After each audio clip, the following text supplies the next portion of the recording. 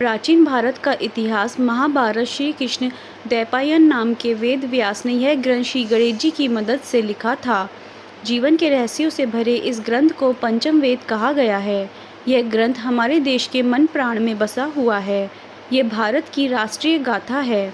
इस ग्रंथ में तत्कालीन भारत का संग्राम इतिहास वर्णित है। यह ग्रंथ अपने आदर्श स्त्री पुरुषों के चरित्रों से हमारे देश के जनजीवन को यह प्रभावित करता रहा है। इसमें सैकड़ों पात्रों, स्थानों, घटनाओं तथा विचित्रताओं व विडंबनाओं का वर्णन है। प्रत्येक हिंदू के घर में महाभारत होना चाहिए। वेद व्यास की महाभारत को वैश्विक मौलिक माना जाता है, लेकिन वह 3 चरणों में लिखी गई। पहले चरण में 8,800 श्लोक, दूसरे चरण में 24,000 और तीसरे चरण में 1,00,000 श्लोक लिखे गए। वेद व्यास की महाभारत के अलावा Bhandarkar oriental research institute Pune की संस्कृत महाभारत सबसे प्रामाणिक मानी जाती है। अंग्रेजी में संपूर्ण महाभारत 2 बार अनुदित की गई थी। पहला अनुवाद 1883-1896 के बीच किसारी मोहन गांगुली ने किया था और दूसरा मनमथनाथ दत्त ने 1895 से 1905 के बीच किया था। 100 साल बाद डॉक्टर देवराय तीसरी बार संपूर्ण महाभारत का अंग्रेजी में अनुवाद कर रहे हैं। ज़्यादातर लोग यह जानते हैं कि महाभारत को वेद व्यास ने लिखा है, लेकिन यह अधूरा सच है। वेद व्यास कोई नाम नहीं, बल्कि एक उपाधि थी जो वेदों का ज्ञान रखने वाले लोगों को दी जाती थी। कृष्ण द्वैपायन से पहले 27 वेद व्यास हो चुके थे, जबकि वे खुद 28वें वेद व्यास थे। उनका नाम कृष्ण द्वैपायन इसलिए रखा गया क्योंकि उनका रंग सांवला था और वे एक द्वीप पर जन्मे थे। महाभारत में कई घटना संबंध और ज्ञान विज्ञान के रहस्य छिपे हुए हैं। महाभारत का हर पात्र जीवंत है, चाहे वे कौरव, पांडव, कर्ण और कृष्ण हो या धृष्टद्युम्न, शल्य, शिखंडी और कृपाचार्य हो। महाभारत सिर्फ योद्धाओं की गाथाओं तक सीमित नहीं है। महाभारत से जुड़े शाप, वचन और आशीर्वाद में भी रहस्य छिपे हैं। महाभारत युद्ध और उसमें जुड़े 18 रहस्यों का एक अद्भुत आलेख हम आपको बताते हैं। महाभारत के योद्धा किसके पुत्र या अवतार थे? महाबली बलराम शेषनाग के अंश थे। 8 वसुओं में एक धू नामक वसु ने ही भीष्म के रूप में जन्म लिया था। देवगुरु बृहस्पति ने ही द्रोणाचार्य के रूप में जन्म लिया था। गुरु द्रोणाचार्य के अश्वत्थामा को महादेव, यम, काल और क्रोध के सम्मिलित अंश से उत्पन्न किया गया था। देवताओं में सबसे प्रमुख सूर्यदेव के पुत्र कर्ण थे। कर्ण सूर्य के अंशावतार थे। दुर्योधन कलयुग का तथा उसके 100 भाई पुलस्त्य वंश के राक्षस के अंश थे। अर्जुन के धर्मपिता पांडु थे, लेकिन असल में वे इंद्र कुंती के पुत्र थे। भीम को पवन पुत्र कहा जाता है। हनुमान जी को पवन पुत्र ही थे। युधिष्ठिर धर्मराज कुंती के पुत्र थे। युधिष्ठिर के धर्मपिता पांडु थे और वे 5 पांडवों में से सबसे बड़े भाई थे। नकुल और सहदेव 33 देवताओं में से 2 अश्विनी कुमारों के अंश से उत्पन्न हुए थे। ये 2 अश्विनी कुमार थे नासत्य और दस्त्र। रुद्र के एक गण ने कृपाचार्य के रूप में अवतार लिया। द्वापर युग के अंश से शकुनी का जन्म हुआ। अरिष्टा के पुत्र हंस नामक गंधर्व धृतराष्ट्र तथा उसका छोटा भाई पांडु के रूप में जन्मे। सूर्य के अंश धर्म ही विदुर के नाम से प्रसिद्ध हुए। कुंती और माद्री के रूप में सिद्धि और धृतिका का जन्म हुआ था। मति का जन्म राजा सुबल की पुत्री गंधारी के रूप में हुआ था। राजा भीष्म की पुत्री रुक्मणी के रूप में लक्ष्मी जी व द्रौपदी के रूप में इंद्राणी उत्पन्न हुई थी। अभिमन्यु चंद्रमा के पुत्र वर्चा का अंश था। मरुदगढ़ के अंश से सात्विकी, द्रुपद, कृतवर्मा व विराट का जन्म हुआ था। अग्नि की अंश से धृष्टद्युम्न व राक्षस के अंश से शिखंडी का जन्म हुआ था। विश्वदेवगढ़ द्रौपदी के 5 पुत्र प्रतिविंध्य, सुतसोम, श्रुति कीर्ति, शतानी और शुद्धसेव के रूप में पैदा हुए थे। दानवराज विप्रचिति, जरासंध व हिरण्यकशिपु शिशुपाल का अंश था। कालने में दैत्य ने ही कंस का रूप धारण किया था। इंद्र की आज्ञानुसार अप्सराओं के अंश से 16,000 स्त्रियां उत्पन्न हुई थीं। कहते हैं कि महाभारत युद्ध में 18 संख्या का बहुत महत्व है। महाभारत की पुस्तक में 18 अध्याय हैं। कृष्ण ने कुल 18 दिन तक अर्जुन को ज्ञान दिया। 18 दिन तक ही युद्ध चला। गीता में भी 18 अध्याय हैं। कौरवों और पांडवों की सेना भी कुल 18 अक्षौहिणी सेना थी, जिनमें कौरवों की 11 और पांडवों की 7 अक्षौहिणी सेना थी। इस युद्ध के प्रमुख सूत्रधार भी 18 थे। इस युद्ध में कुल 18 योद्धा ही जीवित बचे थे। सवाल ये उठता है कि सब कुछ 18 की ही संख्या में क्यों होता गया? क्या ये संयोग था या इसमें कोई रहस्य छिपा था? महाभारत ग्रंथ में कुल 18 पर्व हैं। आदि पर्व, सभा पर्व, वन पर्व, विराट पर्व, उद्योग पर्व, भीष्म पर्व, द्रोण पर्व, अश्वमेधिक पर्व, महाप्रस्थानिक पर्व, साप्ताहिक पर्व, स्त्री पर्व, शांति पर्व, अनुशासन पर्व, मौसल पर्व, कर्ण पर्व, शल्य पर्व, स्वर्गारोहण पर्व तथा अश्वामेधी पर्व। मालूम हो तो ऋषि वेदव्यास ने 18 पुराण भी रचे हैं। कौरवों को कौन नहीं जानता? धृतराष्ट्र और गांधारी के 99 पुत्र और एक पुत्री थी, जिन्हें कौरव कहा जाता था। कुरुवंश के होने के कारण ये कौरव कहलाए। सभी कौरवों में दुर्योधन सबसे बड़ा था। गांधारी जब गर्भवती थी तब धृतराष्ट्र ने एक दासी के साथ सहवास किया था, जिसके चलते युत्सु नामक पुत्र का जन्म हुआ था। इस तरह कौरव 100 हो गए। युत्सु इन वक्त पर कौरवों की सेना को छोड़कर पांडवों की सेना में शामिल हो गया था। गांधारी ने वेदव्यास से पुत्रवती होने का वरदान प्राप्त कर लिया। गर्भ धारण कर लेने के पश्चात भी 2 वर्ष व्यतीत हो गए, किंतु गांधारी की कोई भी संतान उत्पन्न नहीं हुई। इस पर क्रोधवश गांधारी ने अपने पेट पर जोर से मुक्के का प्रहार किया, जिससे उसका गर्भ गिर गया। वेदव्यास ने इस घटना को तत्काल ही जान लिया। वे गांधारी के पास आकर बोले, गांधारी, तूने बहुत गलत किया। मेरा दिया हुआ वर कभी मिथ्या नहीं जाता। अब तुम शीघ्र ही 100 कुंड तैयार करवाओ और उनमें घृत घी भरवा दो। वेदव्यास ने गांधारी के गर्भ से निकले मांस पिंड पर अभिमंत्रित जल छिड़का, जिससे उस पिंड के अंगूठे के प्रोए के बराबर 100 टुकड़े हो गए। वेदव्यास ने उन टुकड़ों को गांधारी के बनवाए हुए 100 कुंडों में रखवा दिया और उन कुंडों को 2 वर्ष पश्चात खोलने का आदेश देकर अपने आश्रम चले गए। 2 वर्ष बाद सबसे पहले कुंड से दुर्योधन की उत्पत्ति हुई। फिर उन कुंडों से धृतराष्ट्र के शेष 99 पुत्र एवं दुश्शला नामक एक कन्या का जन्म हुआ। मोहनजोदड़ो में कुछ ऐसे कंकाल मिले थे जिसमें रेडिएशन का असर था। महाभारत में सप्तक पर्व के अध्याय 13 से 15 तक ब्रह्मास्त्र के परिणाम दिए गए हैं। हिंदू इतिहास के जानकारों के मुताबिक 3 नवंबर 5561 ईसा पूर्व छोड़ा हुआ ब्रह्मास्त्र परमाणु बम ही था। प्रज्वाल महाज्वालम तेजोमंडलम संवृतम सशब्दभम व्योम ज्वालामालाकुलम भृशम चंचाल च मही कुत्सना सपवर्त वन दुर्मा। अर्थात ब्रह्मास्त्र छोड़े जाने के बाद भयंकर वायु जोरदार तमाचे मारने लगी। सहस्त्रावधि उल्का आकाश से गिरने लगे। भूत मात्रा को भयंकर महाभय उत्पन्न हो गया। आकाश में बड़ा शब्द हुआ। आकाश जलाने वाला लगा। पर्वत, अरण्य, वृक्षों के साथ पृथ्वी हिल गई। अब सवाल यह उठता है कि क्या सचमुच ही हमारी आज की टेक्नोलॉजी से ही कहीं ज़्यादा उन्नत थी महाभारत कालीन टेक्नोलॉजी? भीम के पुत्र घटोत्कच और पौत्र बर्बरीक के बारे में कहा जाता है कि इन दोनों की सामान्य मानवों से कई गुना ज़्यादा ऊंचाई थी। माना जाता है कि कद काठी के हिसाब से भीम पुत्र घटोत्कच इतना विशालकाय था कि वह लात मारकर रथ को कई फुट पीछे फेंक देता था और सैनिकों को तो वह अपने पैरों तले कुचल देता था। भीम की असुर पत्नी हिडम्बा से घटोत्कच का जन्म हुआ था। जन्म लेते समय उसके सिर पर केश नहीं थे, इसलिए उसका नाम गढ़ हाथी का मस्तक उत्कच केशहीन अर्थात घटोत्कच रखा गया। इसका मस्तक हाथी के मस्तक जैसा और केश शून्य होने के कारण यह घटोत्कच नाम से प्रसिद्ध हुआ। वह अत्यंत मायावी निकला और जन्म लेते ही बड़ा हो गया। उसमें जहाँ शारीरिक बल था वहीं वह मायावी भी था। चूँकि घटोत्कच की माता एक राक्षसी थी, पिता एक वीर क्षत्रिय था, इसलिए इसमें मनुष्य और राक्षस दोनों के मिश्रित गुण विद्यमान थे। वह बड़ा क्रूर और निर्दयी था।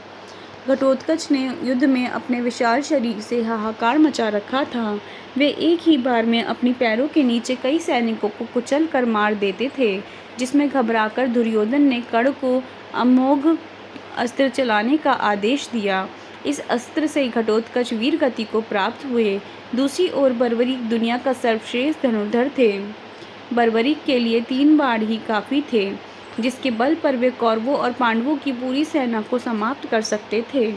युद्ध के दौरान मैदान में भीम पौत्र बर्बरीक दोनों खेमों के मध्य बिंदु एक पीपल के वृक्ष के नीचे खड़े हो गए और यह घोषणा कर डाली कि मैं उस पक्ष की तरफ से लड़ूंगा जो हार रहा होगा। बर्बरीक की इस घोषणा से कृष्ण चिंतित हो गए थे। तब भगवान श्री कृष्ण ब्राह्मण का भेष बनाकर सुबह बर्बरीक के शिविर के द्वार पर पहुंच गए और दान मांगने लगे। बर्बरीक ने कहा, मांगो ब्राह्मण, क्या चाहिए? ब्राह्मण रूपी कृष्ण ने कहा कि तुम दे न सकोगे। लेकिन बर्बरीक कृष्ण के जाल में फंस गए और कृष्ण ने उनसे उनका शीश मांग लिया। बर्बरीक द्वारा अपने पितामह पांडवों की विजय हेतु स्वेच्छा के साथ शीश दान कर दिया गया। बर्बरीक के इस बलिदान को देखकर दान के पश्चात श्री कृष्ण ने बर्बरीक को कलयुग में स्वयं के नाम से पूजित जाने का वर दिया। आज बर्बरीक को खाटू श्याम के नाम से पूजा जाता है। जहाँ कृष्ण ने उसका शीश रखा था उस स्थान का नाम खाटू है। महाभारत की प्रत्येक घटना को श्री कृष्ण ही संचालित करते हुए नजर आते हैं। दुर्योधन को माता के समक्ष नग्न जाने से रोका, कर्ण को कवच कुंडलों को इंद्र द्वारा दान में मांग लेना, बर्बरीक से दान में उसका शीश मांग लेना और युक्तिपूर्वक कर्ण, द्रोण और भीष्म को युद्ध में मरवा देना, यह सभी कृष्ण की नीति थी। श्री कृष्ण के कारण ही यह युद्ध हुआ और उन्हीं ने इस युद्ध को पांडवों के पक्ष में विजित किया। भविष्यवाणी के अनुसार विष्णु को देवकी के गर्भ से कृष्ण के रूप में जन्म लेना था, तो उन्होंने अपने 8वें अवतार के रूप में 8वें मनु वैवस्वत के मनवंतर के 28वें द्वापर में भाद्रपद के कृष्ण पक्ष की रात्रि के 7 मुहूर्त निकाले गए और 8वां उपस्थित हुआ। तभी आधी रात्रि के समय सबसे शुभ लगन उपस्थित हुआ। उस लगन पर केवल शुभ ग्रहों की दृष्टि थी। रोहिणी नक्षत्र तथा अष्टमी तिथि के संयोग से जयंती नामक योग में लगभग 3112 ईसा पूर्व को हुआ था। ज्योतिषों के अनुसार रात 12 बजे उस वक्त शून्य काल था। श्री कृष्ण की 8 पत्नियां थीं। उनके जीवन में 8 नगरों का महत्व ज़्यादा रहा है। मथुरा, गोकुल, गोवर्धन, वृंदावन, अवंतिका, हस्तिनापुर, द्वारका और प्रभास क्षेत्र। महाभारत में एक से एक बढ़कर योद्धा थे जो शक्तिशाली होने के साथ ही विचित्र किस्म की सिद्धियों और चमत्कारों से भी संपन्न थे। श्री कृष्ण तो स्वयं भगवान विष्णु थे, लेकिन उनके समक्ष और सामने जो योद्धा लड़ रहे थे वे भी कम नहीं थे।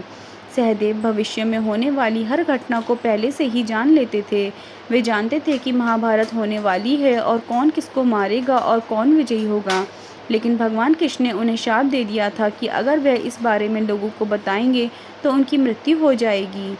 बर्बरीक दुनिया का सर्वश्रेष्ठ धनुर्धर थे। बर्बरीक के लिए 3 बाण ही काफ़ी थे, जिसके बल पर वे कौरवों और पांडवों की पूरी सेना को समाप्त कर सकते थे। युद्ध के दौरान मैदान में भीमपुत्र बर्बरीक दोनों खेमों के मध्य बिंदु एक पीपल के वृक्ष के नीचे खड़े होकर यह घोषणा कर डाली कि मैं उस पक्ष की तरफ से लड़ूंगा जो हार रहा होगा।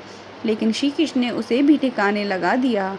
महाभारत युद्ध में संजय वेदांतिक विद्याओं का अध्ययन करके वे धृतराष्ट्र की राज्यसभा के सम्मानित मंत्री बन गए थे। आज की दृष्टिकोण से वे टेलीपैथिक विद्या में पारंगत थे। कहते हैं कि गीता का उपदेश 2 लोगों ने सुना, एक अर्जुन और दूसरा संजय। गुरु द्रोणाचार्य के पुत्र अश्वत्थामा हर विद्या में पारंगत थे। वे चाहते तो पहले दिन ही युद्ध का अंत कर सकते थे, लेकिन कृष्ण ने ऐसा कभी नहीं होने दिया। कृष्ण यह जानते थे कि पिता पुत्र की जोड़ी मिलकर ही युद्ध को समाप्त कर सकती है। कर्ण से यदि कवच कुंडल नहीं हत्याए होते, यदि कर्ण इंद्र द्वारा दिए गए अपने अमोघ अस्त्र का प्रयोग घटोत्कच पर न करते हुए अर्जुन पर करता, तो आज भारत का इतिहास और धर्म कुछ और होता। कुंती वायु के पुत्र थे। भीम अर्थात पवन पुत्र भीम। भीम में 1000 हाथियों का बल था। युद्ध में भीम से ज़्यादा शक्तिशाली उनका पुत्र घटोत्कच ही था। घटोत्कच का पुत्र बर्बरीक था।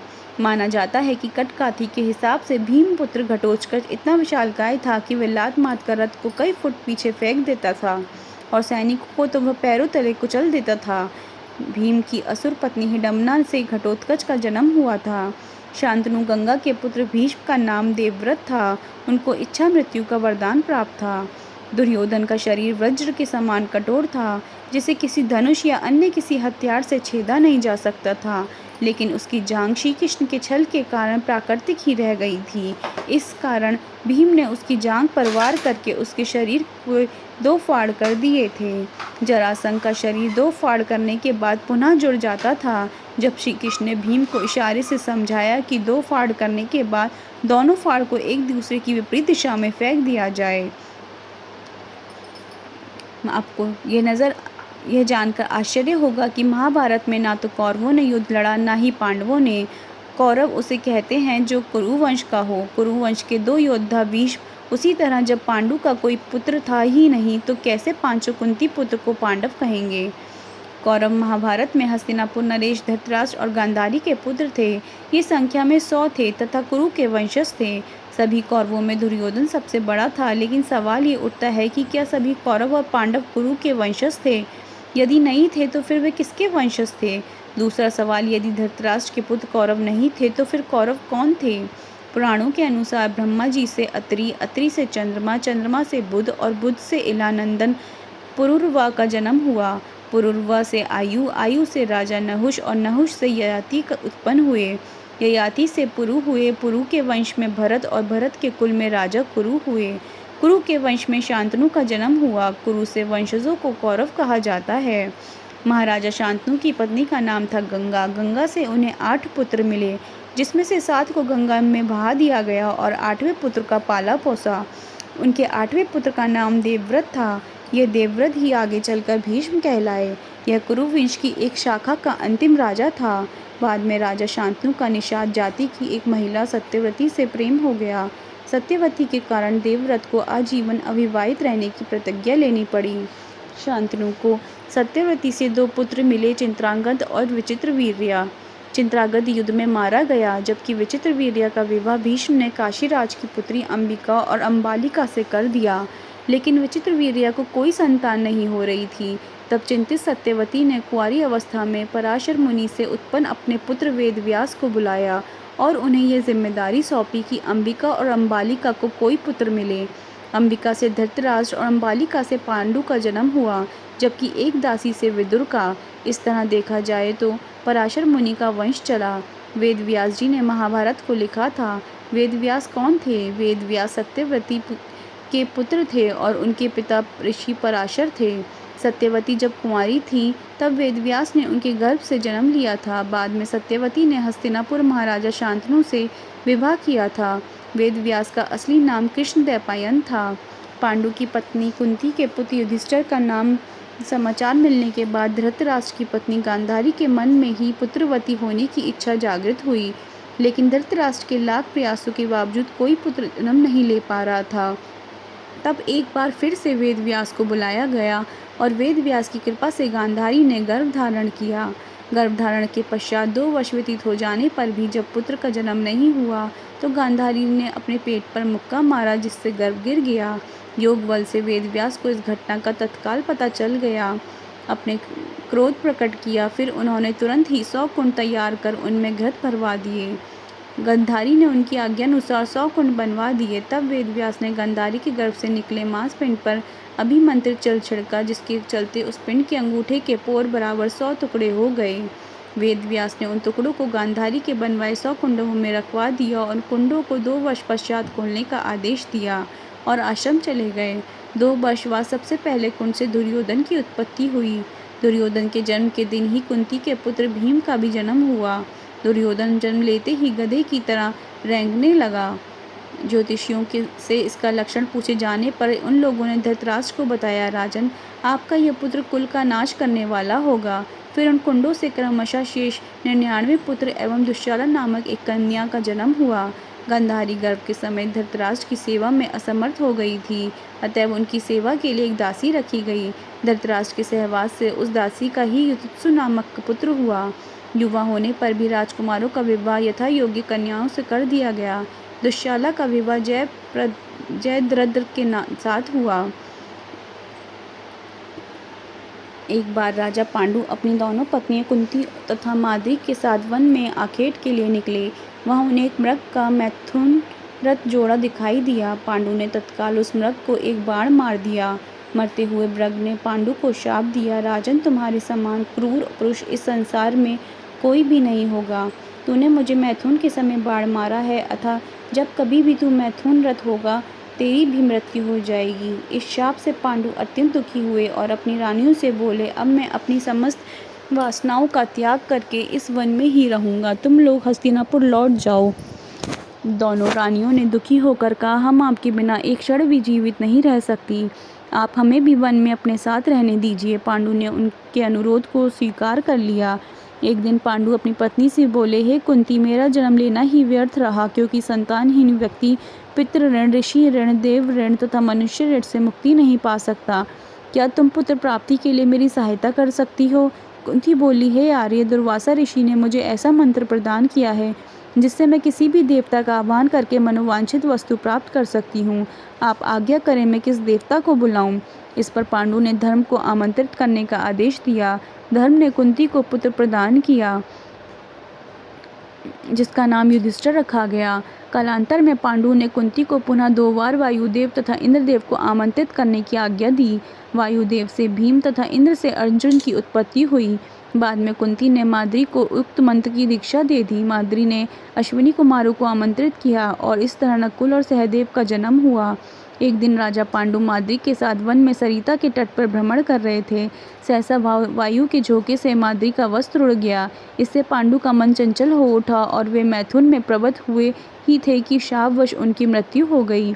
बाद में माद्री उनके साथ सती हो गईं। ऐसे में सभी पुत्रों के पालन पोषण की जिम्मेदारी कुंती पर आ गई और इस तरह कुंती ने हस्तिनापुर लौटकर अपने पुत्रों के हक की लड़ाई लड़ी। इस तरह पांडवों की माँ 2 थीं और 6 पिता थे। कुंती के 4 पुत्र कर्ण, युधिष्ठिर, अर्जुन और भीम थे, जबकि माद्री के पुत्र नकुल और सहदेव थे। लाखों लोगों के मारे जाने के बाद लगभग 24,165 कौरव सैनिक लापता हो गए थे, जबकि महाभारत के युद्ध के पश्चात कौरवों की तरफ से 3 और पांडवों की तरफ से 15 यानी कुल 18 योद्धा ही जीवित बचे थे। माना जाता है कि महाभारत युद्ध में एक बार जीवित बचा कौरव युधिष्ठिर था। इस युद्ध के प्रमुख सूत्रधार 18 थे, जिनके नाम इस प्रकार हैं: धृतराष्ट्र, दुर्योधन, दुशासन, कर्ण, शकुनी, भीष्म, द्रोण, कृपाचार्य, अश्वत्थामा, कृतवर्मा, श्रीकृष्ण, युधिष्ठिर, भीम, अर्जुन, नकुल, सहदेव, द्रौपदी एवं विदुर। कुछ यादव युद्ध में और बाद में गांधारी के शाप के चलते आपसी युद्ध में मारे गए। पांडव पक्ष के विराट और विराट के पुत्र उत्तर, शंख और श्वेत, सात्विकी के 10 पुत्र, अर्जुन पुत्र इरावन, द्रुपद, द्रौपदी के 5 पुत्र, धृष्टुम, शिखंडी, कौरव पक्ष के किलिंगराज, भानुमान, केतुमान, अन्य किलिंग वीर, प्राच्य, शिविर, श्रुदक और मालवीर। कौरवों की ओर से धृतराष्ट्र के दुर्योधन सहित सभी पुत्र भीष्म, त्रिंगर्त, नरेश, जयद्रथ, भगदत्त, द्रोण, दुशासन, कर्ण, शल्य आदि सभी युद्ध में मारे गए थे। बच गए योद्धा महाभारत के युद्ध के पश्चात कौरवों की तरफ से 3 और पांडवों की तरफ से 15 यानी कुल 18 योद्धा ही जीवित बचे थे, जिनके नाम हैं कृतवर्मा, कृपाचार्य, युत्सु और अश्वत्थामा, जबकि पांडवों की ओर से युधिष्ठिर, अर्जुन, भीम, नकुल, सहदेव, कृष्ण, सत्यकी आदि। महाभारत में किसी भी व्यक्ति का समान रूप से जन्म नहीं हुआ। श्री कृष्ण का जन्म जहाँ कारावास में बहुत कठिन परिस्थितियों में हुआ, वहीं उसमें पूर्व भीष्म का जन्म गंगा की शर्त के उल्लंघन स्वरूप हुआ। शांतनु से गंगा का विवाह हुआ। गंगा ने उन्हें 8 पुत्र मिले, जिसमें 7 को गंगा ने नदी में बहा दिया और 8वें पुत्र को पाला पोसा। उनके 8वें पुत्र का नाम देवव्रत था। यह देवव्रत ही आगे चल के भीष्म कहलाया। भीष्म ने जब ब्रह्मचर्य की प्रतिज्ञा ले ली तो वंश को आगे बढ़ाने का संकट उत्पन्न हुआ। शांतनु की दूसरी पत्नी सत्यवती के 2 पुत्र हुए। इसमें से जीवित बचे विचित्र वीर्य की 2 पत्नियां अंबिका और अंबालिका ने निगोद द्वारा अंबिका से धृतराष्ट्र, अंबालिका से पांडु और दासी के पुत्र से विदुर का जन्म हुआ। इसी तरह धृतराष्ट्र और पांडु को जब कोई पुत्र उत्पन्न नहीं हुआ तो फिर से यही वेदव्यास काम आए। अब आप सोचिए, इन्हीं 2 पुत्रों में से एक धृतराष्ट्र के यहाँ जब कोई पुत्र नहीं हुआ तो वेदव्यास की कृपा से 99 पुत्र और 1 पुत्री का जन्म हुआ। दूसरी ओर पांडु की 2 पत्नियां कुंती और माद्री थी। दोनों से ही पांडु पुत्र उत्पन्न नहीं कर सकी। तब कुंती ने क्रमशः धर्मराज, इंद्र और पवन देव का आह्वान किया तो युधिष्ठिर, अर्जुन, भीम उत्पन्न हुए। उसी तरह माद्री ने 2 अश्विनी कुमारों का आगमन किया, जिससे नकुल और सहदेव उत्पन्न हुए। इसी तरह द्रौपदी का जन्म भी एक रहस्य ही है। कहते हैं कि उसका असली नाम यक्षसेनी है। यक्षसेनी इसलिए कि वह यक्ष से उत्पन्न हुई थी। द्रौपदी का नाम महाराजा द्रुपद की पुत्री होने के कारण था। इसी तरह गौतम ऋषि के पुत्र शार्दूल और शरदान के पुत्र कृपाचार्य का जन्म भी एक रहस्य ही है। कृपाचार्य की माता का नाम नामपदी था। नामपदी एक देवकन्या थी। इंद्र ने शरदान को साधना से डिगाने के लिए नामपदी को भेजा था। देवकन्या नामपदी के सौंदर्य के प्रभाव से शरदान इतने काम पीड़ित हो गए कि उनका वीर्य स्खलित होकर एक सरकंडे पर गिर पड़ा। वह सरकंडा 2 भागों में विभक्त हो गया, जिसमें से एक भाग से कृप नामक बालक उत्पन्न हुआ और दूसरे भाग से कृपी नामक कन्या उत्पन्न हुई। यह कृप ही कृपाचार्य कहलाए। महर्षि भारद्वाज मुनि का वीर्य किसी द्रोणी में संकलित होने से जिस पुत्र का जन्म हुआ उसे द्रोण कहा गया। ऐसे भी उल्लेख है कि भारद्वाज ने गंगा में स्नान करती घृताची को देखा। भारद्वाज ने गंगा में स्नान करती घृताची को देखा और उसे देखकर वे आसक्त हो गए, जिसके कारण उनका वीर्य स्खलन हो गया, जिसे उन्होंने द्रोण में रख दिया। बाद में उससे उत्पन्न बालक द्रोण कहलाया। महाभारत का सबसे बड़ा नायक और खलनायक। कुरुक्षेत्र में लड़ा गया महाभारत का युद्ध भयंकर युद्ध था। इससे भारत का पतन हो गया। इस युद्ध में संपूर्ण भारतवर्ष के राजाओं के अतिरिक्त बहुत से अन्य देशों के राजाओं ने भी भाग लिया और सब के सब वीर गति को प्राप्त हो गए। लाखों महिलाएं विधवा हो गईं। इस युद्ध के परिणाम स्वरूप भारत में वैदिक धर्म, समाज, संस्कृति और सभ्यता का पतन हो गया। इस युद्ध के बाद से ही अखंड भारत बहुधर्मी और बहुसंस्कृति का देश बनकर खंड खंड होता चला गया। अब सवाल ये उठता है कि आखिर कौन इस युद्ध का जिम्मेदार था और कौन इस युद्ध का सबसे बड़ा नायक और खलनायक था। कहते हैं कि महाभारत का सबसे बड़ा नायक भीष्म थे, जबकि श्री कृष्ण ने तो इस युद्ध को रोकने का हर संभव प्रयास किया, लेकिन जब युद्ध शुरू हो ही गया तब वे सबसे बड़े नायक बनकर उभरे। विश्लेषकों के अनुसार इस युद्ध का सबसे बड़ा खलनायक मामा शकुनी को माना जाता है। हालांकि बहुत से ऐसे मौके भी थे जबकि भीष्म ने खलनायक की भूमिका निभाई। ऐसे में नायक श्री कृष्ण ही सर्वसम्मति से घोषित होते हैं। महाभारत में एक और जहाँ धर्म और नीति की बातें हैं, वहीं अधर्म और अनीति की कई कांड मिल जाएंगे। महाभारत कालीन रिश्ते और उनके द्वंद्व, जिसमें छल, ईर्ष्या, विश्वासघात और बदले की भावना का बाहुल्य है, लेकिन इसी में प्रेम, प्यार, अकेलापन और बलिदान भी है। सोचिए, पांडु का अपनी पत्नी कुंती और माद्री के साथ सिर्फ प्रेम का ही रिश्ता था। कुंती और माद्री के जो पुत्र थे वे पांडु के नहीं थे, फिर भी वे पांडु पुत्र कहलाते थे। दूसरी ओर अपने कुंवारेपन में कुंती ने एक और पुत्र का सूर्यदेव के सहयोग से जन्म दिया था, जिसे कर्ण कहा जाता है। उसी तरह दूसरी ओर धृतराष्ट्र के पुत्र उनके नहीं थे, वो तो ऋषि वेदव्यास के थे, तब भी वे कौरव कहलाए। ऐसे में जिस कौरवों के साम्राज्य के लिए ये युद्ध हुआ, वे कौरव और पांडवों के बीच नहीं लड़ा गया। यदि वे सभी कौरव या पांडु पुत्र नहीं थे तो क्या इन्हें फिर भी हस्तिनापुर की गद्दी पर अधिकार था?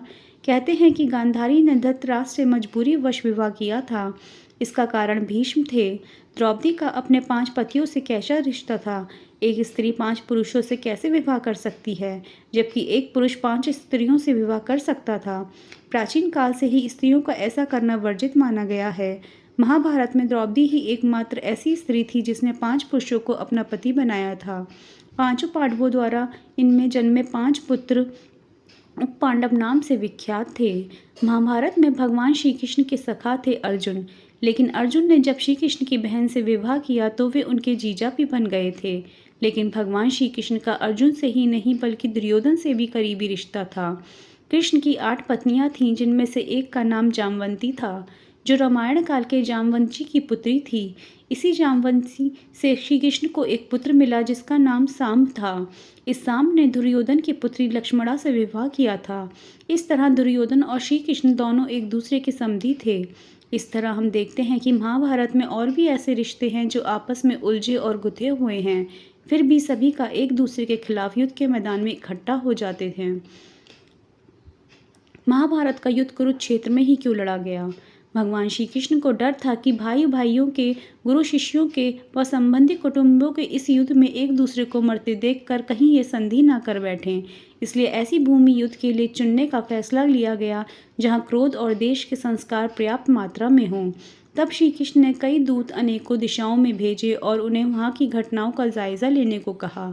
एक दूत ने सुनाया कि कुरुक्षेत्र में बड़े भाई ने छोटे भाई को खेत की मेड़ टूटने पर बहते हुए वर्षा के पानी को रोकने के लिए कहा।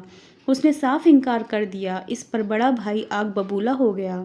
उसने छोटे भाई को छुरे से गोद डाला और उसकी लाश को पैर पकड़कर घसीटता हुआ उस मेंढ के पास ले गया और जहाँ से पानी निकल रहा था वहाँ उस लाश को पानी रोकने के लिए लगा दिया।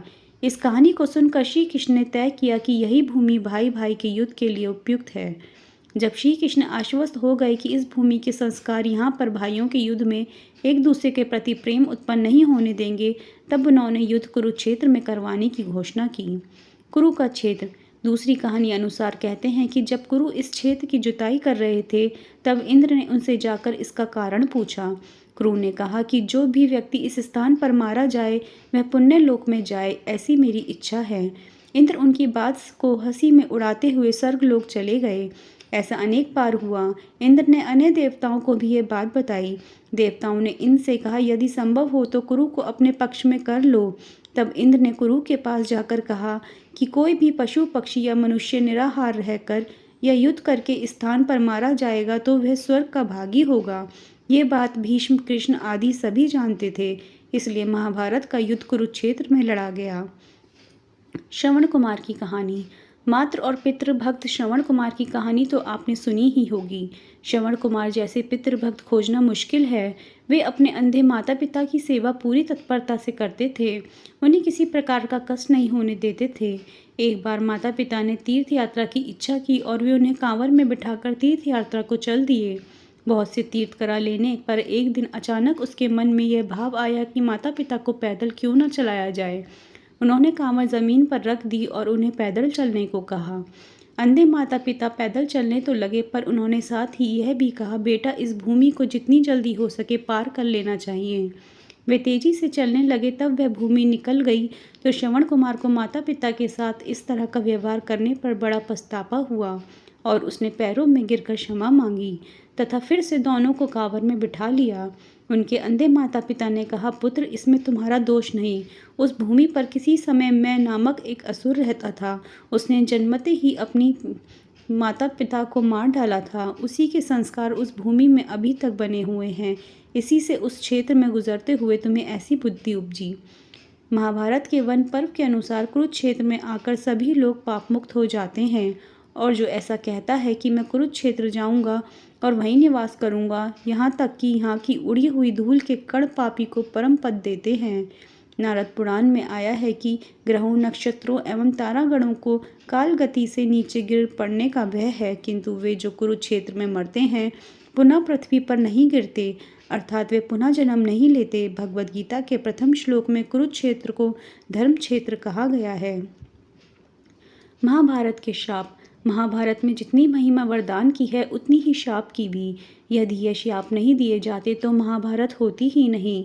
एक बार धू नामक वसु ने वशिष्ठ ऋषि की कामधेनु का हरण कर लिया।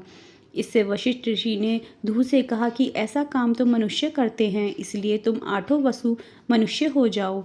यह सुनकर वसुओं ने घबराकर वशिष्ठ जी की प्रार्थना की तो उन्होंने कहा कि अन्य वसु तो वर्ष का अंत होने पर मेरे शाप से छुटकारा पा जाएंगे, लेकिन इस धू को अपनी करनी का फल भोगने के लिए एक जन्म तक मनुष्य बनकर पीड़ा भोगनी होगी। यही धू गंगा पुत्र कहलाए, यही गंगा पुत्र भीष्म कहलाए। सत्यवती के गर्भ से महाराजा शांतनु को चित्रगदा और विचित्रवीर्य नाम के 2 पुत्र हुए। विचित्रवीर्य के युवा होने पर भीष्म ने बलपूर्वक काशीराज की 3 पुत्रियों का हरण कर लिया और वे उसका विवाह विचित्रवीर्य से कराना चाहते थे, क्योंकि भीष्म चाहते थे कि किसी भी तरह अपने पिता शांतनु का कुल बढ़े। लेकिन बाद में बड़ी राजकुमारी अम्बा को छोड़ दिया गया, क्योंकि वे शाल्वराज को चाहती थी। लेकिन शाल्वराज के पास जाने के बाद अम्बा को शाल्वराज ने स्वीकार करने से मना कर दिया। अम्बा के लिए ये दुखदायी स्थिति हो चली थी। अम्बा ने अपनी इस दुर्दशा का कारण भीष्म को समझकर उनकी शिकायत परशुराम जी से की। परशुराम जी में अम्बा की मदद करने असमर्थ सिद्ध हुए। तब अम्बा ने बहुत ही द्रवित होकर भीष्म को कहा कि तुमने मेरा जीवन बर्बाद कर दिया, अब मुझसे विवाह करना से भी मना कर रहे हो। मैं निसहाय स्त्री हूँ और तुम शक्तिशाली। तुमने अपनी शक्ति का दुरुपयोग किया। मैं तुम्हारा कुछ भी नहीं बिगाड़ सकती, लेकिन मैं पुरुष के रूप दोबारा जन्म लूँगी और तब तुम्हारे अंत का कारण बनूंगी। गौरतलब है कि यही अम्बा प्राण त्याग कर शिखंडी के रूप में जन्म लेती है और भीष्म की मृत्यु का कारण बन जाती है। महाभारत के अनुसार पांडु अंबालिका और ऋषि वेदव्यास के पुत्र थे। वे पांडवों के धर्मपिता और धृतराष्ट्र के छोटे भाई थे। धृतराष्ट्र के अंधे होने के कारण पांडु को हस्तिनापुर का शासक बनाया गया। एक बार राजा पांडु अपनी दोनों रानियों कुंती और माद्री के साथ अखेट कर रहे थे। तभी उन्होंने मृग होने से भ्रम में बाण चला दिया तो एक ऋषि को जाकर लगा। उस समय वह ऋषि अपनी पत्नी के साथ सहवास कर रहे थे और उसी अवस्था में उन्हें बाण लग गया। इसलिए उन्होंने पांडु को श्राप दे दिया कि जिस अवस्था में उनकी मृत्यु हो रही है उसी प्रकार जब भी पांडु अपनी पत्नियों के साथ सहवासरत होंगे तो उनकी भी मृत्यु हो ही जाएगी। यही कारण था कि पांडु अपनी दोनों पत्नियों के साथ सहवास नहीं कर सके और उनका कोई पुत्र नहीं हुआ। परशुराम से ब्रह्मास्त्र सीखने के कारण कर्ण ने एक ब्राह्मण पुत्र का वेश धारण कर उनका शिष्यत्व ग्रहण किया। लेकिन जब परशुराम को यह पता चला कि कर्ण ने उनसे झूठ बोला है तो उन्होंने कर्ण को शाप दे दिया कि तुमने मुझसे जो भी विद्या सीखी है वे झूठ बोलकर सीखी है, इसलिए जब भी तुम्हें इस विद्या की सबसे ज़्यादा आवश्यकता होगी तभी तुम इसे भूल जाओगी, कोई भी दिव्यास्त्र का उपयोग नहीं कर पाओगे। अर्जुन शशरी इन सभा में गया तो उसके स्वागत में उर्वशी, रंभा आदि अप्सराओं ने नृत्य किए। अर्जुन के रूप सौंदर्य पर मोहित हो उर्वशी उसके निवास स्थान पर गई और प्रणय निवेदन किया। साथ ही इसमें कोई दोष नहीं लगता, इसके पक्ष में अनेक दलीलें भी थीं, किंतु अर्जुन ने अपने दृढ़ इंद्रिय संयम का परिचय देते हुए इस निवेदन को नकार दिया। अर्जुन ने कहा कि मेरी दृष्टि में कुंती, माद्री और शची का जो स्थान है वही तुम्हारा भी है। तुम पुरु वंश की जननी होने के कारण आज मेरे लिए परम गुरु स्वरूप हो। उर्वशी अपने कामुक प्रदर्शन और तर्क देखकर अपनी काम वासना तृप्त करने में असफल रही तो क्रोधित होकर उसने अर्जुन को 1 वर्ष तक नपुंसक होने का शाप दे दिया। इस शाप के चलते अज्ञातवास के समय अर्जुन ने विराट के महल में नर्तक वेश में रहकर विराट की राजकुमारी को संगीत और नृत्य विद्या सिखाई थी। तत्पश्चात वे शाप मुक्त हो गए थे। गांधारी अपने 100 पुत्रों की मृत्यु के शोक में अत्यंत व्याकुल थी। भगवान श्री कृष्ण को देखते ही गांधारी ने क्रोधित होकर उन्हें शाप दिया कि तुम्हारे कारण जिस प्रकार से मेरे 100 पुत्रों का नाश हुआ है उसी प्रकार तुम्हारे वंश का भी आपस में एक दूसरे को मारने के कारण नाश हो जाएगा। भगवान श्री कृष्ण ने गांधारी से कहा, देवी, मैं आपके दुख को समझ सकता हूँ। यदि मेरे वंश के नाश से तुम्हें आत्म शांति मिलती है तो ऐसा ही होगा। महाभारत के युद्ध में अश्वत्थामा ने ब्रह्मास्त्र छोड़ दिया था, जिसके चलते लाखों लोग मारे गए थे। अश्वत्थामा के इस कृत्य से कृष्ण क्रोधित हो गए थे और उन्होंने अश्वत्थामा को शाप दिया था कि तू इतने वधों का पाप ढोता हुआ 3000 वर्ष तक निर्जन स्थानों में भटकेगा। तेरे शरीर से सदैव रक्त की दुर्गंध निस्तृत होती रहेगी। तू अनेक रोगों से पीड़ित रहेगा। व्यास ने श्री कृष्ण के वचनों का अनुमोदन किया। महर्षि मैत्रेय हस्तिनापुर पधारे। धृतराष्ट्र महर्षि मैत्रेय के आते ही अपने पुत्रों सहित उनकी सेवा व सत्कार करने लगे। विश्राम के बाद धृतराष्ट्र और उनके पुत्रों से उनकी वार्तालाप हुई। उन्होंने इसी बीच दुर्योधन से कहा, तुम जानते हो पांडव कितने वीर और शक्तिशाली हैं। तुम्हें उनकी शक्ति का अंदाज़ा नहीं है। शायद इसलिए तुम ऐसी बात कर रहे हो। इसलिए तुम्हें उनके साथ मेल कर लेना चाहिए। मेरी बात मान लो। गुस्से में ऐसा अनर्थ मत करो। महर्षि मैत्रेय की बात सुनकर दुर्योधन को क्रोध आ गया और वह व्यंग्यपूर्ण मुस्कुराते हुए पैर से ज़मीन कुरेदने लगा। और हद तो तब हो गई जब उसने अपनी जांघ पर हाथ से ताल ठोक दी। दुर्योधन की यह उद्दंडता देखकर महर्षि को क्रोध आया। तब उन्होंने दुर्योधन को शाप दिया, तू मेरा तिरस्कार करता है, तेरी बात शांतिपूर्वक सुन नहीं सकता। जा उदंडी, जिस जंघा पर तू टाल ठोक रहा है उस जंघा को भीम अपनी गदा से तोड़ देगा।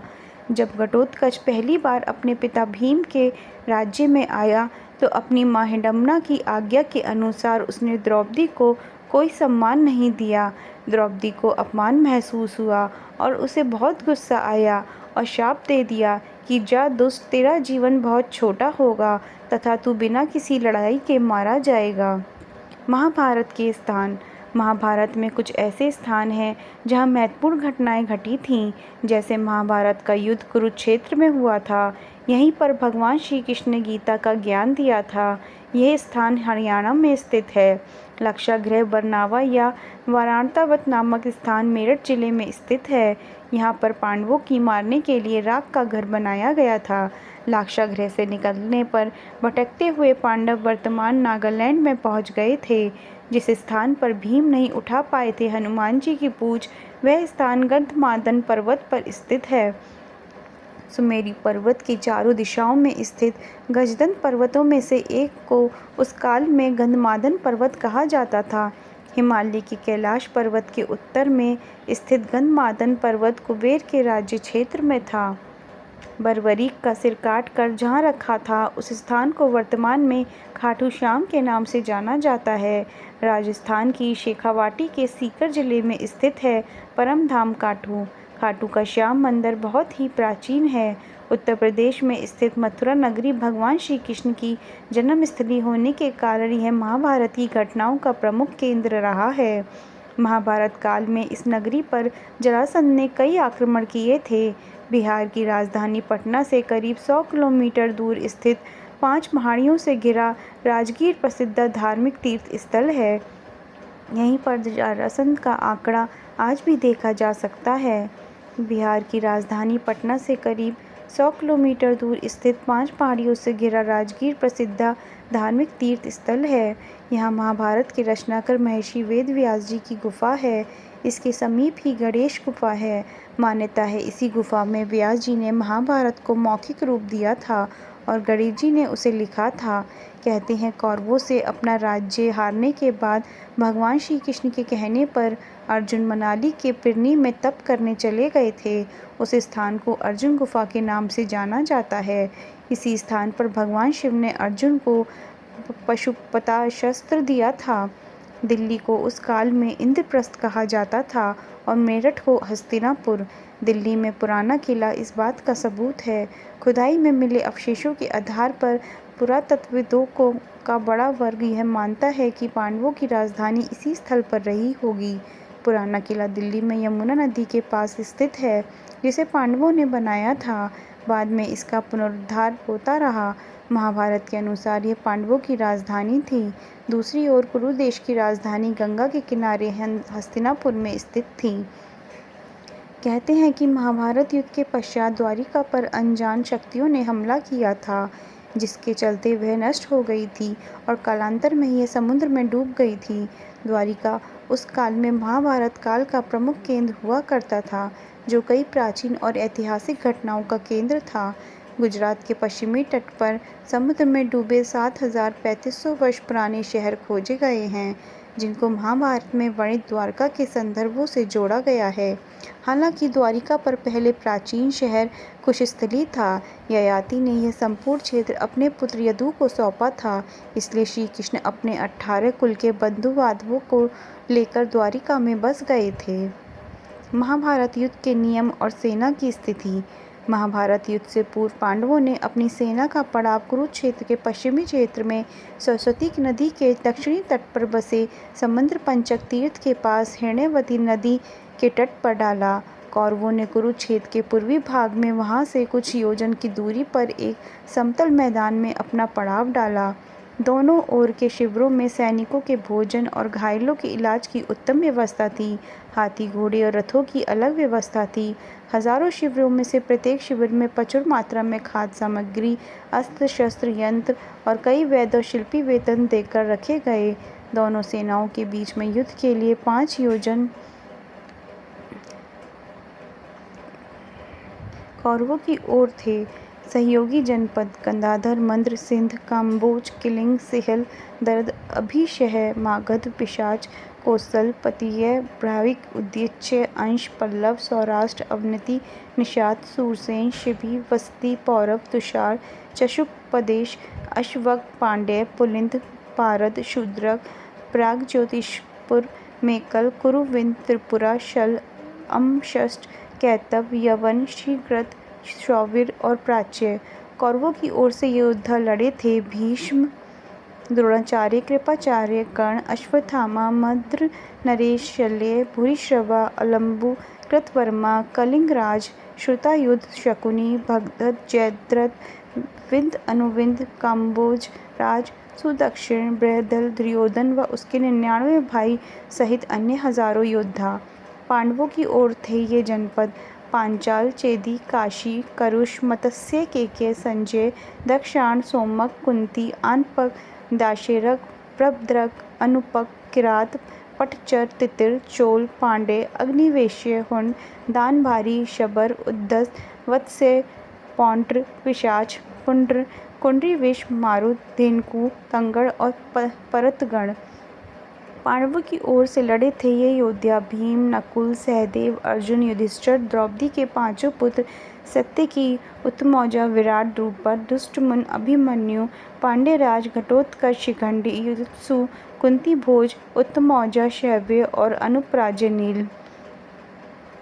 पितामह भीष्म की सलाह पर दोनों दलों ने एकत्र होकर युद्ध के कुछ नियम बनाए। उनके बनाए हुए नियम हैं: प्रतिदिन युद्ध सूर्योदय से लेकर सूर्यास्त तक ही रहेगा। सूर्यास्त के बाद युद्ध नहीं होगा। युद्ध समाप्ति के पश्चात छल कपट छोड़कर सभी लोग प्रेम का व्यवहार करेंगे। रथी रथी से, हाथी वाला हाथी वालों से और पैदल वाला पैदलों से ही युद्ध करेगा। एक वीर के साथ एक ही वीर योद्धा करेगा। भय से भागते हुए या शरण में आए हुए लोगों पर अस्त्र का प्रहार नहीं किया जाएगा।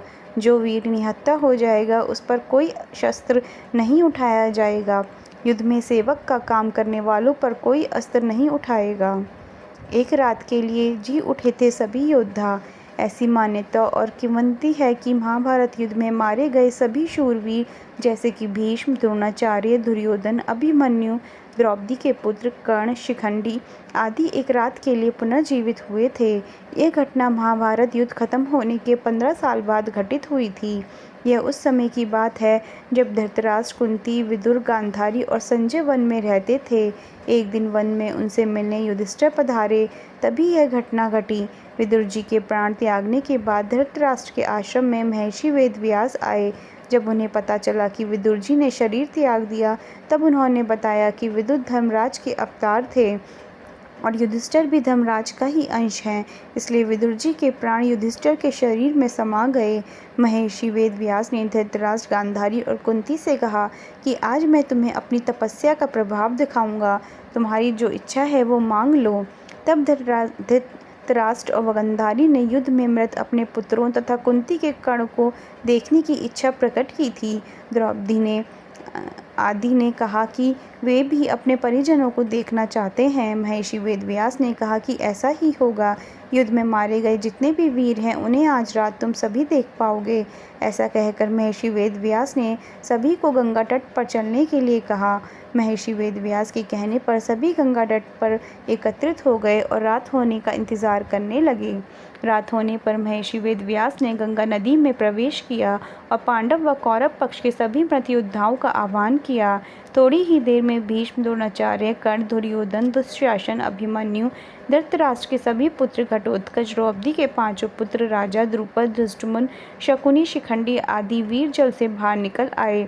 उन सभी के मन में किसी भी प्रकार का अहंकार व क्रोध नहीं था। महर्षि वेदव्यास ने धृतराष्ट्र व गांधारी को दिव्य नेत्र प्रदान किए। अपने मृत परिजनों को देख सभी के मन में हर्ष छा गया। सारी रात अपने मृत परिजनों के साथ बिताकर सभी के मन में संतोष हुआ। अपने मृत पुत्र, भाई, पतियों और अन्य संबंधियों से मिलकर सभी का संताप दूर हो गया। इस प्रकार वह अद्भुत रात समाप्त हो गई। महाभारत की महिलाएं। कहते हैं कि महाभारत में एक से बढ़कर एक सुंदर स्त्रियां थीं। जितनी वे सुंदर थीं उससे कहीं ज़्यादा ज्ञान संपन्न भी थीं। माना यह भी जाता है कि उनमें से कुछ स्त्रियों के कारण महाभारत हुआ। यह आम धारणा है कि जर जोरू और ज़मीन के लिए ही युद्ध होते रहे हैं। हालांकि कुछ विद्वान मानते हैं कि महाभारत युद्ध के कारण कुछ और भी थे। महाभारत में भूमि बंटवारा युद्ध का सबसे बड़ा कारण था, लेकिन दूसरे लोग मानते हैं कि बंटवारा शांतिपूर्वक हो सकता था। लेकिन कुछ महिलाओं की जिद के कारण कौरवों और पांडवों के बीच कटुता बढ़ गई, जिसके परिणाम स्वरूप युद्ध हुआ। सत्यवती। महाभारत की शुरुआत राजा शांतनु की दूसरी पत्नी सत्यवती से होती है। पहली पत्नी गंगा के पुत्र भीष्म ने तो सत्यवती के कारण ही ब्रह्मचर्य की प्रतिज्ञा ले ली थी, क्योंकि सत्यवती चाहती थी कि भीष्म या उसका कोई पुत्र हस्तिनापुर की गद्दी पर न बैठे, बल्कि मेरा ही पुत्र गद्दी का अधिकारी बने। यदि शांतनु सत्यवती को न चाहते तो कुरुवंश का भाग्य कुछ और ही होता। इस राजा ने एक स्त्री के लिए अपने पुत्र भीष्म के जीवन को नष्ट कर दिया। इससे पता चलता है कि शांतनु एक सामान्य राजा था। उसने अपने राज्य तथा पुत्र को प्राथमिकता न देकर अपनी भोगवृत्ति को प्राथमिकता दी। तो यह कहना उचित होगा कि सत्यवती ही एक प्रमुख कारण थी जिसके चलते हस्तिनापुर की गद्दी से कुरुवंश नष्ट हो गया। यदि भीष्म सौगंध नहीं खाते तो वेदव्यास के 3 पुत्र पांडु, धृतराष्ट्र और विदुर हस्तिनापुर के शासक नहीं होते, या ये कहें कि उनका जन्म ही नहीं होता, तब इतिहास कुछ और ही होता। सुभद्रा तो कृष्ण की बहन थी, जिसने कृष्ण के मित्र अर्जुन से विवाह किया था, जबकि बलराम चाहते थे कि सुभद्रा का विवाह कौरव कुल में हो। बलराम के हट के चलते ही तो कृष्ण ने सुभद्रा का अर्जुन के हाथों हरण करवा दिया था। बाद में द्वारका में सुभद्रा के साथ अर्जुन का विवाह विधि पूर्वक संपन्न हुआ।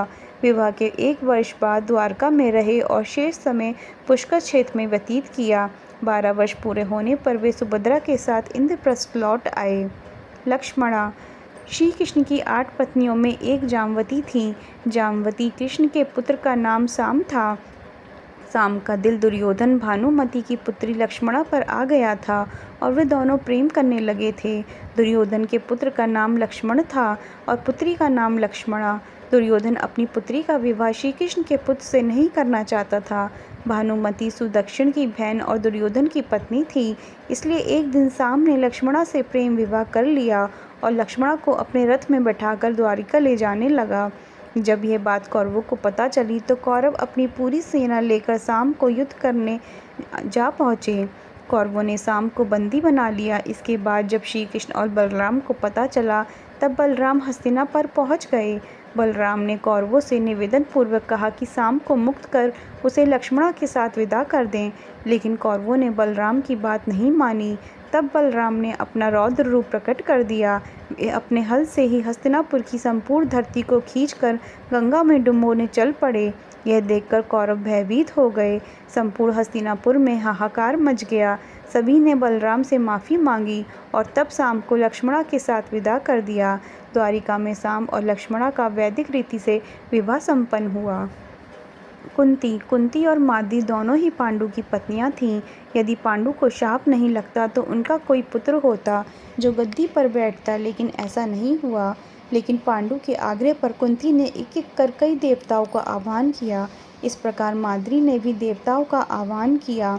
जब कुंती को 3 और माद्री को 2 पुत्र प्राप्त हुए, जिनमें युधिष्ठिर सबसे ज्येष्ठ थे, कुंती के अन्य पुत्र थे भीम और अर्जुन तथा माद्री के पुत्र थे नकुल व सहदेव। कुंती ने धर्मराज, वायु एवं इंद्र देवता का आह्वान किया था, तो माद्री ने अश्विनी कुमारों का। एक दिन वर्षा ऋतु का समय था और पांडु और माद्री वन में विहार कर रहे थे। उस समय पांडु अपने काम वेग पर नियंत्रण न रख सके और माद्री के साथ सहवास करने को तावले हो गए। तब ऋषि का श्राप महाराज पांडु की मृत्यु के रूप में फलित हुआ। माद्री पांडु की मृत्यु बर्दाश्त नहीं कर सकी और उनके साथ सती हो गई। यह देखकर पुत्रों के पालन पोषण का भार अब कुंती पर आ गया था। उसने अपने मायके जाने की बजाय हस्तिनापुर का रुख किया। हस्तिनापुर में रहने वाले ऋषि मुनि सभी पांडवों को राजा पांडु का पुत्र मानते थे, तो वे सभी मिलकर पांडवों को राजमहल छोड़कर आ गए। कुंती के कहने पर सभी ने पांडवों को पांडु का पुत्र मान लिया और उनका स्वागत किया। राजमहल में कुंती का सामना गांधारी से भी हुआ। कुंती वासुदेव जी की बहन और भगवान श्री कृष्ण की बुआ थी, तो गांधारी गंधार नरेश की पुत्री और राजा धृतराष्ट्र की पत्नी थी। गांधारी धृतराष्ट्र आंखों से नहीं मन से भी अंधे की भांति व्यवहार करते थे, इसलिए गांधारी और शकुनी को अप्रत्यक्ष रूप से सत्ता संभालनी पड़ी। गांधारी को यह चिंता सताने लगी थी कि कहीं कुंती के पुत्र सिंहासनारूढ़ न हो जाएं। ऐसे में शकुनी ने दुर्योधन के भीतर बाल्यकाल से ही पांडवों के प्रति घृणा का भाव भर दिया था। द्रौपदी पांडवों की पत्नी द्रौपदी को इस युद्ध का सबसे बड़ा कारण माना जाता है। महाभारत के अनुसार जब दुर्योधन इंद्रप्रस्थ को देखने गया तो एक जगह उसने रंगोली बनी देखी और उसने समझा कि यह कितना सुंदर फर्श है, लेकिन असल में वह जल से भरा ताल था। दुर्योधन उसमें गिर पड़ा। भ्रमवश उसके गिरने पर द्रौपदी जोर से हंसने लगी और उसके मुंह से निकल गया, अंधे का पुत्र भी अंधा। बस यही बात दुर्योधन के दिल में तीर की तरह धंस गई। हालांकि बाद में द्रौपदी को अपनी गलती का एहसास भी हुआ था, लेकिन व्यंग में कहे गए शब्द का जो असर होना चाहिए था वह हो चुका था। दुर्योधन ने अपने इस अपमान का बदला लेने की ठान ली थी। शकु ने इस अपमान का बदला लेने की एक तरकीब बतलाई। उसने दुर्योधन से कहा कि पांडवों को धृतक्रीड़ा खेलने के लिए आमंत्रित किया जाए। उन्होंने कहा कि राज्य बंटवारे का निर्णय अब इस खेल के माध्यम से ही होगा। धृतक्रीड़ा न खेली गई होती तो शायद युद्ध भी न होता। पांडवों ने दुर्योधन के आमंत्रण को स्वीकार कर लिया। उन्होंने अपने भाग्य का निर्णय धूर्त के खेल पर छोड़ दिया, लेकिन पांडव तो इस खेल में माहिर नहीं थे। फिर कैसे वे खेल खेलने के लिए तैयार हो गए? उनका मानना था कि यह खेल भाग्य पर निर्भर है, न कि चाल, छल या कपट पर। भगवान कृष्ण ने इस खेल का विरोध किया था, लेकिन पांडव नहीं माने। श्री कृष्ण ने कहा कि फिर इस बुरे खेल में मैं साथ नहीं दूंगा। भगवान कृष्ण ने गीता में भी कहा है कि सबसे बुरे खेलों में धूर्तक्रीड़ा ही है। पांडव खेल में एक के बाद एक राज्य हारते गए। फिर उन्होंने उनके पास की वस्तुएं भी दांव पर लगा दी। अंत में उन्होंने द्रौपदी को भी दांव पर लगा दिया। बस यहीं से युद्ध की नींव रख दी गई। द्रौपदी का चीरहरण होते हुए सबने देखा, लेकिन भगवान कृष्ण ने अंत में पहुंचकर द्रौपदी की लाज बचाई। यह महाभारत का सबसे बड़ा टर्निंग पॉइंट था। आखिर युद्ध के बाद बचे हुए लोगों का क्या हुआ? पांडव पक्ष के विराट और विराट के पुत्र उत्तर, शंख और श्वेत, सात्यकी के 10 पुत्र, अर्जुन पुत्र इरावन, द्रुपद, द्रौपदी के 5 पुत्र, धृष्टद्युम्न, शिखंडी, कौरव पक्ष के कलिंगराज, भानुमान, केतुमान, अन्य कलिंग वीर, प्राचीर, सौवीर, शूद्रक और मालव वीर आदि सभी मारे गए। लाखों लोगों के मारे जाने के बाद लगभग 24,165 कौरव सैनिक लापता हो गए थे, जबकि महाभारत युद्ध के पश्चात कौरवों की तरफ से 3 और पांडवों की तरफ से 15 यानी कुल 18 योद्धा ही जीवित बचे थे। माना जाता है कि महाभारत युद्ध में एकमात्र जीवित बचा कौरव युधिष्ठिर था। युधिष्ठिर ने युद्ध के मैदान में ही सभी योद्धाओं का अंतिम क्रियाक्रम करवाया था।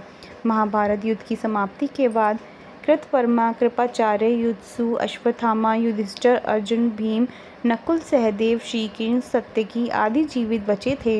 इसके अलावा धृतराष्ट्र, द्रौपदी, गांधारी, विदुर, संजय, बलराम, श्री कृष्ण की पत्नियां आदि भी जीवित थे। युद्ध के बाद शाप के चलते श्री कृष्ण के कुल में भी आपसी युद्ध शुरू हुआ, जिसमें श्री कृष्ण के पुत्र आदि सभी मारे गए।